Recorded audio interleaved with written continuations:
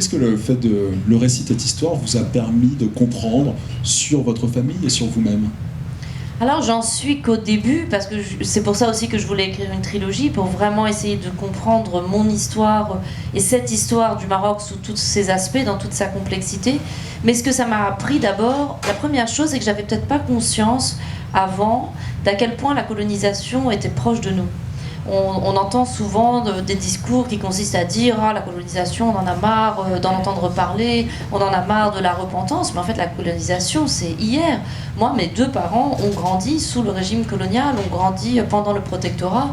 Mes deux parents sont des gens qui ont le souvenir d'avoir été traités de bicots, de crouilles, d'avoir vécu des moments très, très durs, très racistes. Donc en fait, je me suis rendu compte que c'était extrêmement frais comme histoire, et que donc j'étais malgré tout encore tout à fait le fruit de cette histoire-là. Et ensuite, ça m'a fait comprendre aussi cette question liée au métissage, à pourquoi je me sentais toujours n'appartenir à rien, pourquoi j'avais tellement de mal à faire corps avec un groupe, avec un pays, à être grégaire d'une manière ou d'une autre, parce que je crois que mes grands-parents ont été arrachés les deux à un groupe. Ma grand-mère n'a plus pu d'une certaine façon se prévaloir d'être une Française parce qu'elle vivait dans un pays où les Français dominaient le peuple qui était le peuple de son mari, que mon grand-père aussi a été arraché à son histoire traditionnelle, à sa culture traditionnelle en se mariant avec une Européenne très émancipée, et que donc ils ont dû se créer un monde à eux, une petite île sur laquelle ils vivaient, qui est cette ferme, dans laquelle ils ont créé leurs propres règles, leur propre vision du monde. Et je suis le fruit de cette petite île. Et donc j'ai toujours eu le sentiment, effectivement, que la liberté rimait aussi avec une grande solitude. Oui, c'est ce que vous expliquez, c'est ce qu'on voit bien dans le livre, c'est que cette petite île n'est pas seulement choisie, elle est aussi subie.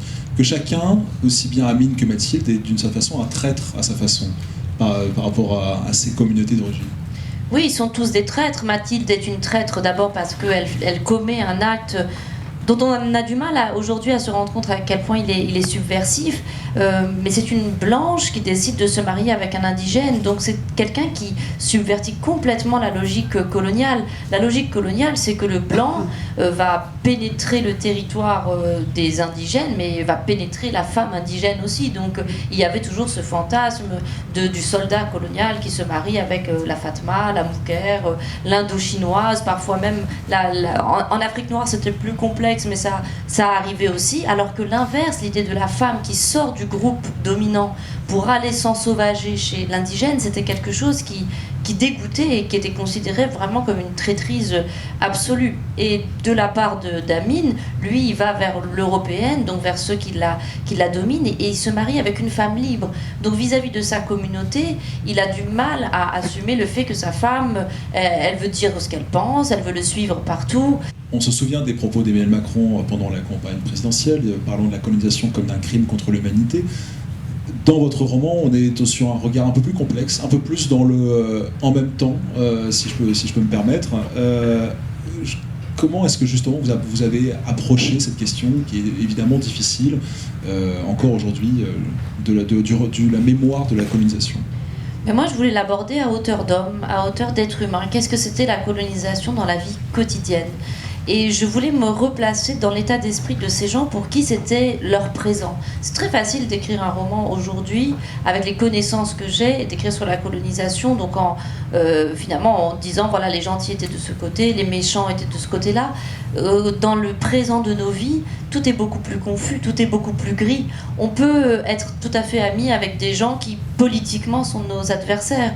On peut tout à fait, surtout quand on est des enfants, jouer dans la cour de récréation avec quelqu'un qui, quelques années après, se retrouvera être votre ennemi dans le cadre d'une guerre. C'est ça que je voulais raconter, que tout était extrêmement confus, qu'il y a eu des gens extraordinaires d'un côté comme de l'autre, et des salauds d'un côté comme de l'autre, que chacun a essayé de se défendre, de survivre, de défendre ses enfants, que des amitiés se sont nouées, que voilà, des histoires se sont tissées individuelles, basées sur le travail, sur l'amour, sur la sexualité, sur plein de choses. Moi, j'écris jamais de romans en jugeant mes personnages, Et je n'écris pas non plus de romans en jugeant les époques.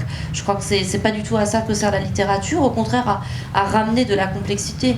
Mais pour moi, évidemment, la colonisation est un crime en tant que tel, en tant qu'idéologie, puisque c'est une idéologie qui était basée dès le départ sur cette idée que les races étaient inégales, que certains peuples étaient inférieurs à d'autres, sur cette idée aussi de l'expropriation, de la spoliation.